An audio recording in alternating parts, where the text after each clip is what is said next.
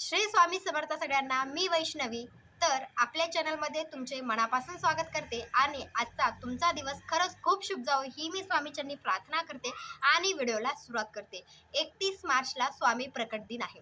स्वामी प्रकट दिना निमित्त आपल्याला आपल्या घरामध्ये 21 दिवसाची सेवा करायची आहे. सेवा कोणकोणती करायची आहे ते तर आपण पाहणारच आहोत, पण एक लक्षात ठेवा, स्वामी प्रकट दिन हा आपल्यासाठी एक उत्सव असणार आहे, एक सण असणार आहे.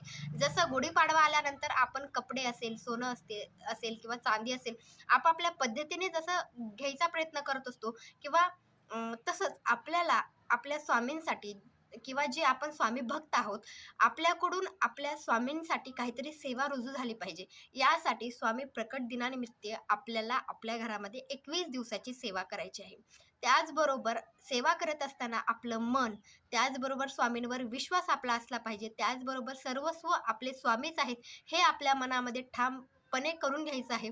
त्याचबरोबर आपल्या ज्या अडचणी येतात किंवा जे आपण कष्ट करत असो, जे कष्ट आपण करत आहोत त्याच्या पाठीमागं आपले स्वामीच आहेत, अशा पद्धतीने आपल्याला स्वामींची सेवा करायची आहे. 21 दिवसाची सेवा आपल्याला मन लावून, मन फक्त आपलं सेवेमध्येच असलं पाहिजे, की आपल्याला 21 दिवस सेवा जेवढी होईल तेवढी सेवा करायचा प्रयत्न करायचा आहे. जेवढी सेवा आपण करताल तेवढं पुण्य आपल्या पदरी येणार आहे.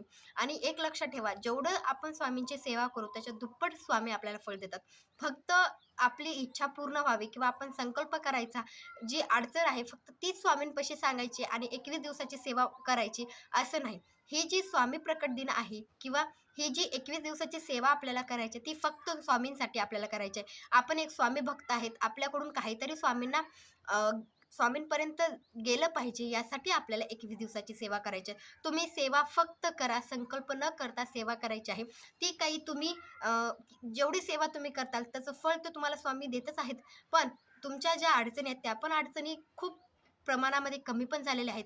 पण ही जी सेवा आहे ती फक्त स्वामींसाठी करायची आहे. त्याच्यातून आपल्याला काहीतरी मोबदला भेटला पाहिजे असं म्हणून नाही, किंवा स्वामींनी आपली इच्छा पूर्ण केली पाहिजे यासाठी सुद्धा आपल्याला सेवा करायची नाही. फक्त स्वामींसाठी 21 दिवसाची सेवा करायची आहे. जर तुम्हाला काही अडचण असेल तर ते ते तर स्वामी आपले कमी करतातच. पण एक लक्षात ठेवा, स्वामींसाठी 21 दिवसाची सेवा नक्की करून घ्या, नक्की करा आणि त्याचा अनुभवसुद्धा स्वामी तुम्हाला बरोबर देतील. मनातून केल्यानंतर त्याचं फळसुद्धा तुम्हाला स्वामी नक्की देणार आहेत. तर सगळ्यात महत्त्वाची गोष्ट की स्वामीची सेवा कोणकोणती आपल्याला करायची आहे. सगळ्यात आधी आपल्या सगळ्यांना माहिती की स्वामी चरित्र सारामृत आपल्या सगळ्यांच्या घरामध्ये स्वामी चरित्र सारामृत आहेच. तर त्याचे 21 पाठ, 21 पारायण आपल्या घरामध्ये झाले पाहिजे. स्वामी चरित्रामध्ये काय आहे आपल्या सगळ्यांना माहिती आहे की 1 अध्याय ते 21 अध्याय आहेत.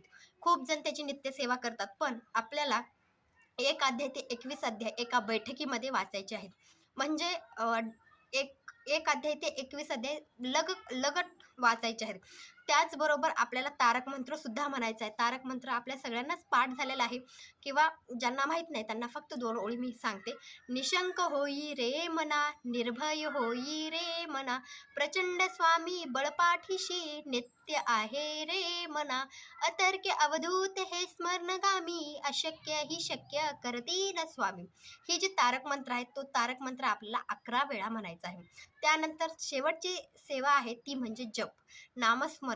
आपल्याला 11 माळी जप करायचा आहे. ज्यांना शक्य नाही 11 माळी जप करणं, जपमाळेवर त्यांनी एक उदबत्ती लावायची आहे आणि उदबत्ती संपेपर्यंत जप करायचा आहे.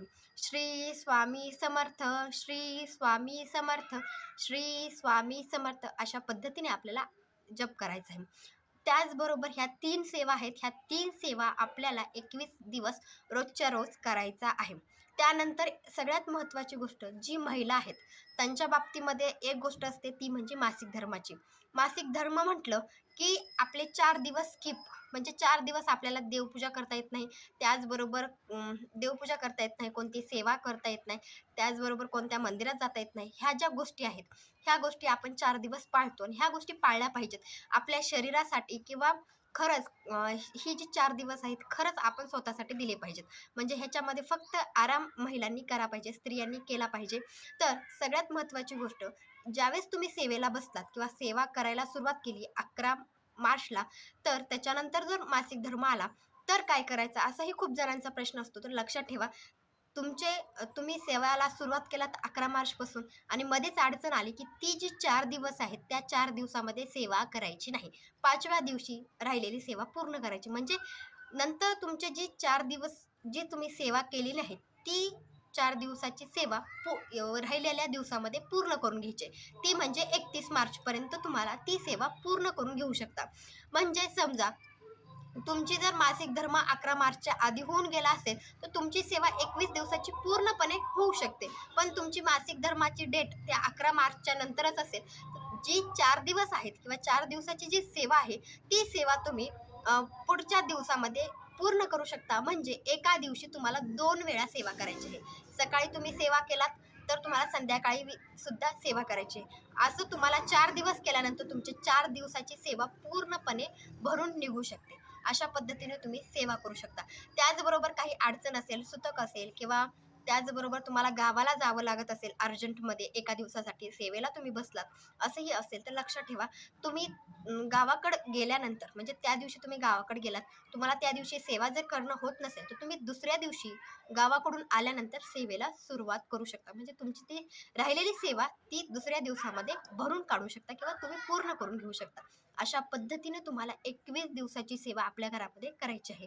त्याचबरोबर सगळ्यात महत्त्वाची गोष्ट अशी आहे, की आता सेवा करत असताना ही जी सेवा आहे स्वामींची फक्त महिलांनी म्हणजे स्त्रियांनीच करावी का? असा जर प्रश्न असेल, पुरुष असेल, मुलगा असेल, मुलगी असेल, म्हणजे दादा, ताई कोणीही म्हणजे लहानापासून मोठ्यापर्यंत कोणीही ही सेवा करू शकतं.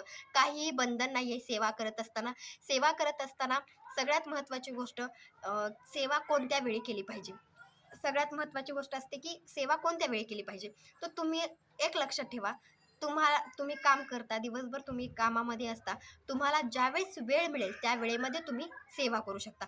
सकाळी असेल, दुपारी असेल किंवा संध्याकाळी असेल. या तिन्ही वेळेमध्ये तुम्हाला जो वेळ मिळेल त्या वेळेमध्ये तुम्हाला सेवा करायची आहे. आधीच तुम्ही लक्षात ठेवायचं आहे, की आपल्याला कोणता वेळ मिळणार आहे त्या वेळेमध्ये तुम्ही सेवा पूर्ण करून घेऊ शकता. लक्षात ठेवा, जर तुम्हाला काम असेल, तुम्ही ऑफिसमध्ये जात असाल, तर ज्या टायमिंगला तुम्ही ऑफिसमधून वापस येता त्याच्यानंतर सुद्धा तुम्ही सेवा करू शकता. असं काही बंधन नाही, की तुम्हाला सकाळी सेवा करावी लागेल.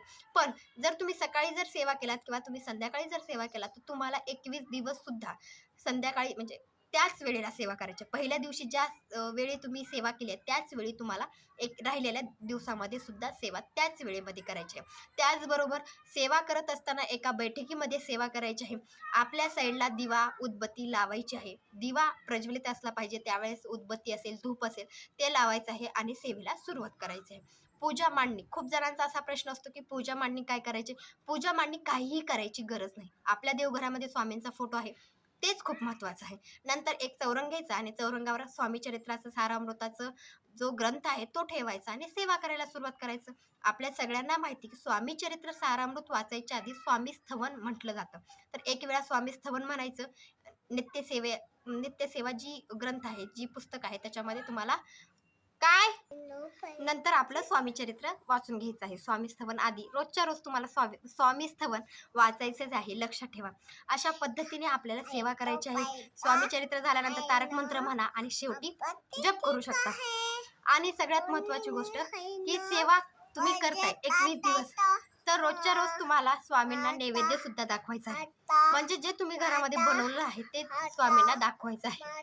अशा पद्धतीने आजचा व्हिडिओ असणार आहे. तुम्हाला काही प्रश्न असतील तर कमेंटमध्ये नक्की विचारा. माझा व्हिडिओ आवडला असेल लाईक, शेअर, सबस्क्राईब नक्की करा. भेटूया नंतरच्या व्हिडिओमध्ये. श्री स्वामी समर्थ.